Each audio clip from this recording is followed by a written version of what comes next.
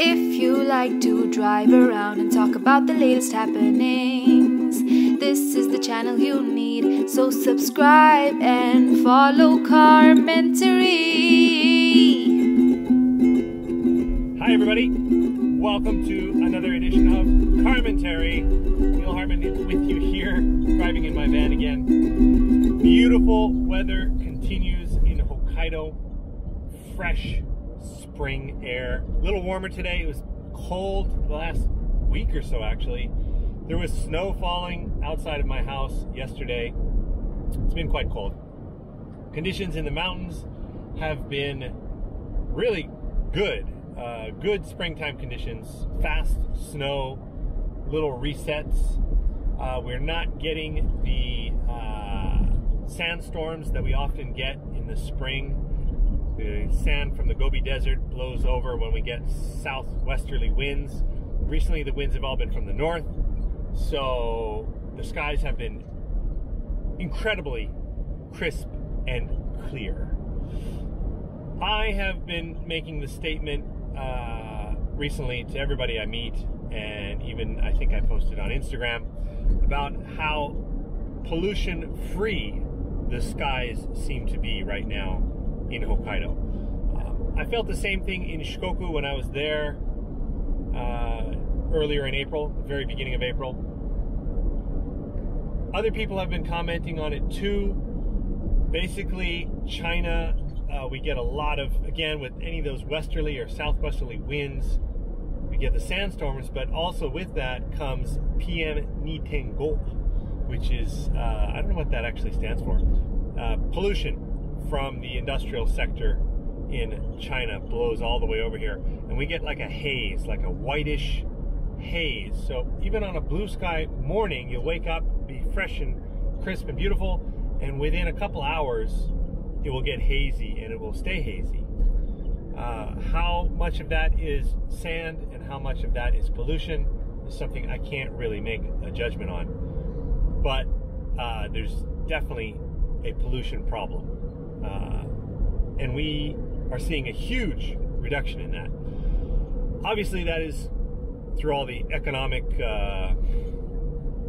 well, coronavirus has pretty much stopped everything globally.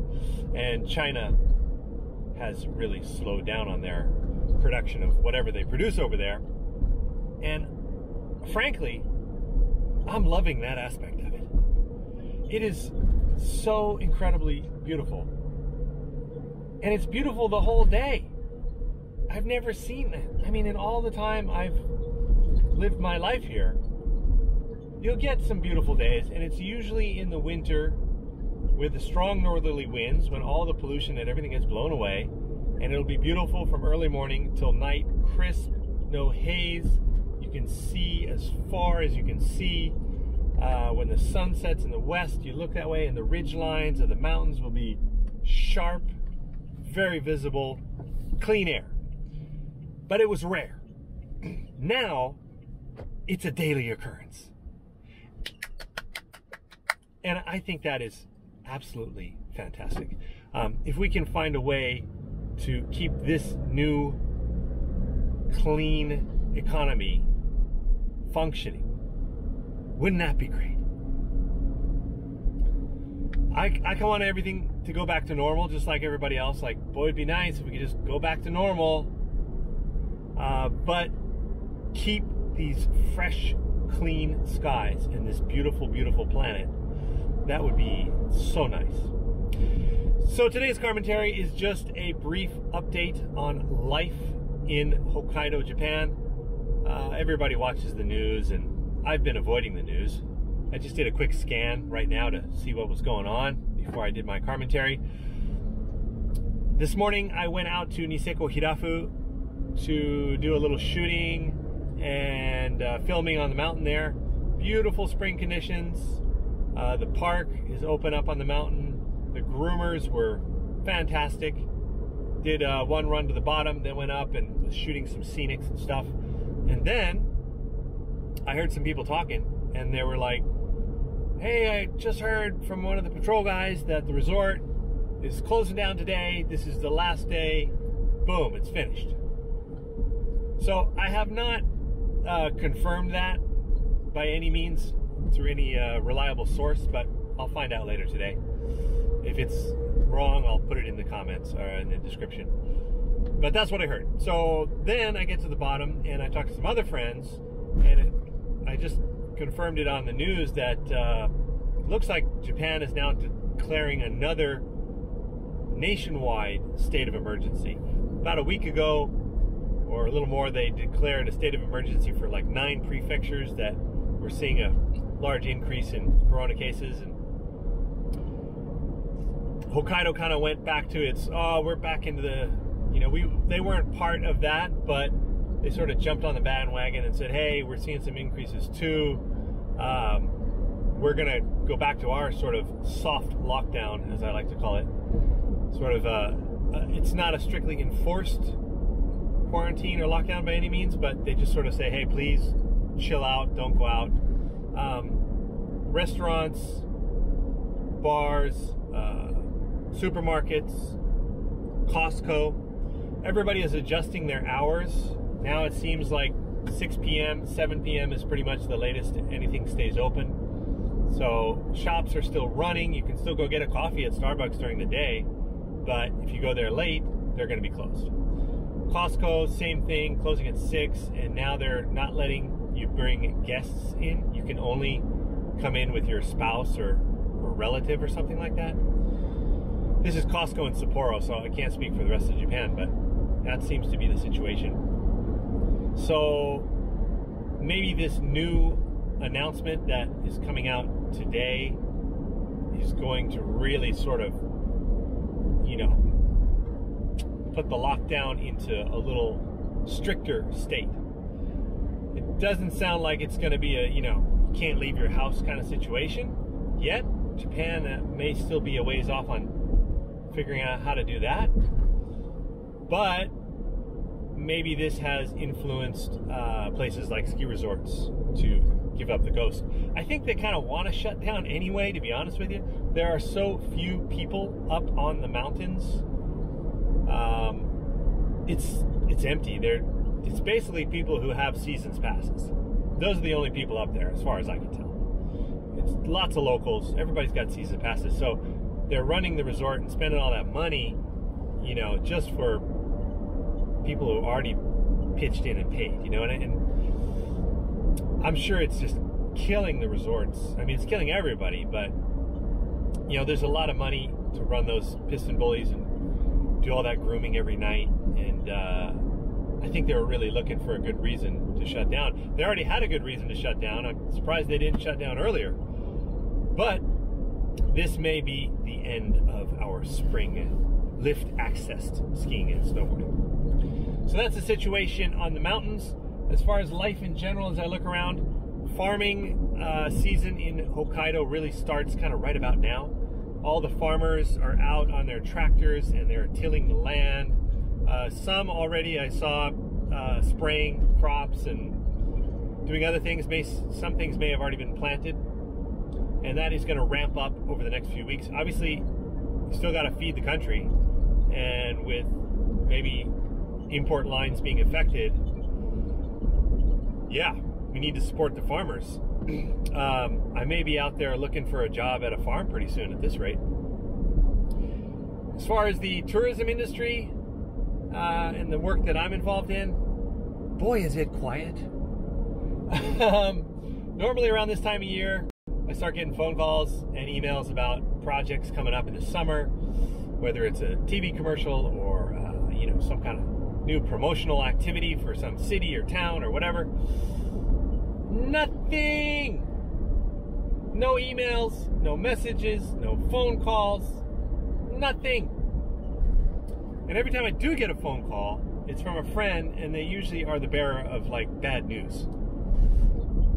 Like, hey, did you hear such and such a company just fired all their workers? Yeah, you know what I mean. So nothing seems to be coming up on the horizon in the tourism industry, understandably. Jozanke, the small hot springs village where I live, is 70% down right now. That was the most recent number I heard. So the 30% that's left over is all like Japanese and all local. There are no foreigners to be seen anywhere. I'm like one of the rare white people you can see walking around. It's funny though, I was talking to my wife, and we moved to Josanke about 14 years ago. And when we moved there, it was just like it is right now. And we both kind of commented on that, and I thought it was kind of amusing, you know. 14 years ago, there was no tourism. The hotels were quite empty.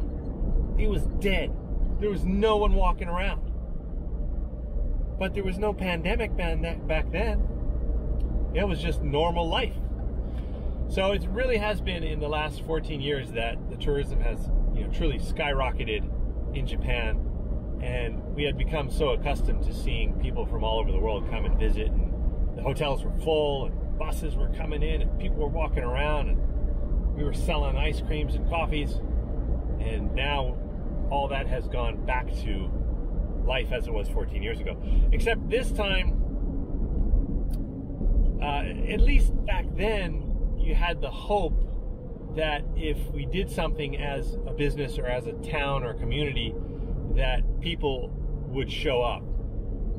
You know, there was that feeling of possibility. Right now, in the tourism world, not really getting that feeling. It's kind of like, okay, we're just gonna have to sit tight here for who knows how long. So,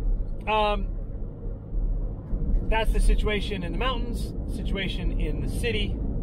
The only other thing I can comment on in closing, things are developing and changing so rapidly, you know. The most recent thing I've noticed is clear plastic sheets have been hung up at counters and cash registers at all of the convenience stores and a lot of the supermarkets. So this is kind of another added layer of pseudo protection. I don't really know how effective a single sheet. It's like a 1 meter by 1 meter square piece of clear vinyl that they've like hung from the ceiling, and it comes down, and there's like about a 30 centimeter gap between the counter and the plastic, so you can like put your stuff that you're gonna buy on the counter, but there's like this little wall between you and the clerk. So that's the most recent thing I've seen in Japan. I'm pretty sure this is like nationwide right now. It probably took a little while. I mean, even I was like, you know, we're wearing these masks. Not everybody, but a lot of people wearing the masks. All the workers are wearing the masks. And obviously these people who work in these stores, you know, they're sitting there immobilized for the whole day, and there's just this stream of people coming in and buying stuff. And I try to get in and get out of the store as fast as possible. You know, obviously you feel sorry for these people who are standing there, and they're having to deal with all, you know, who knows who's coming into your shop, right? Like, someone could walk in and be coughing and be sick. You just don't know. So I think it's more of a, you know, it's obviously not, it's just hanging there in the air. It's not a completely sealed environment, so it doesn't really do anything. But if someone comes up to the register and was coughing while you're having this exchange with them and giving them their change, it's kind of uncomfortable. So I think that's been the Japanese solution, is like, well, let's just put a little shield in there. They're still touching all the stuff, you know. Everybody's like really careful with the receipts, and you know, no one wants to pay with money anymore because you have to like touch the money and then get change. So everybody's like switching over to like cashless payments as much as possible.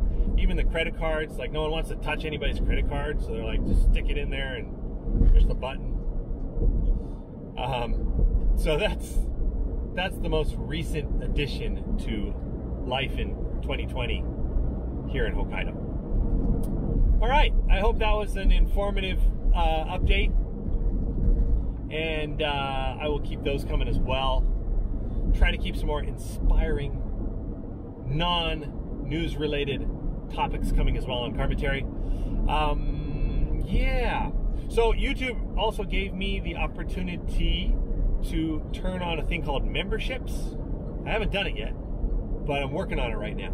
So soon you'll be able to become a member of my channel, which is kind of exciting. And I'm trying to figure out like what I should do, because you have to pay for this. And there's probably gonna be like 3 levels, probably like 100 yen a month, 500 yen a month, maybe 3,000 yen a month.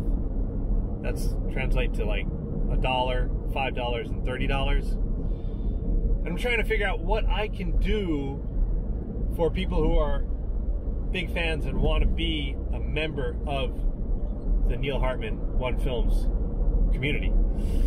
I got a couple ideas, but if you have any ideas of what I can do, I would appreciate some input. You can leave something in the comments for me, and let me know what would you be willing to pay like $2 a month for, or $5 a month, or $30 a month for. What can I do for you guys that would bring some value to your life that I'm not already doing on the channel? I'd like to know. I'm trying to figure it out myself. Okay, that's it for today. I'm going to close this off and do this whole thing over again in Japanese. Hang in there, everybody. Drive safe if you're in a situation where you can actually get in a car and drive. If you like to drive around and talk about the latest happenings, this is the channel you need. So subscribe and follow Carmentary.